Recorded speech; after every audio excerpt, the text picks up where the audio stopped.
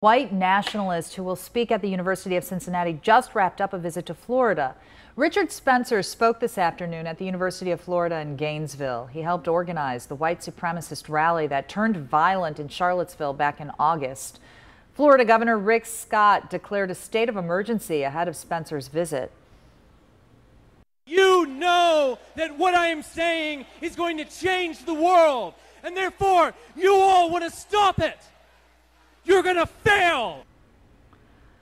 Spencer's visit is sparking controversy once again over what constitutes free speech. Hundreds of protesters greeted Spencer on campus. The university ramped up security, spending an estimated $600,000 on safety precautions.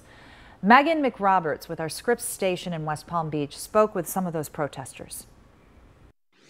Well, many security measures have been in place long before this speech, of course, during the speech. And now the focus is going to shift to tonight and into tomorrow to make sure there's not any other threats of backlash or any violent protests. We have spoken to protesters tonight who say they are going to remain passionate and vocal, but peaceful. Marching their way onto the University of Florida campus. Namaste! Hundreds of people, some students, others community members, make their message loud and clear.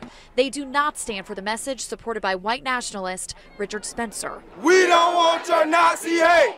Holding signs and chanting outside of the Phillips Center, rallying before and after his 2-hour speech. I'm a white girl. I think they just let me in. There were a lot of people of color who got turned away. Aggie Argyros among the dozens of people who waited in line to take a ticket from Spencer's team. She didn't stay. I also want to leave an empty seat so that when he goes out and speaks his hateful rhetoric, no one else is listening. Neither did freshman Zachary Ray. That's one less person that's going to be inside, so glad to do that. Yeah. And junior Marcella Mulholland was turned away.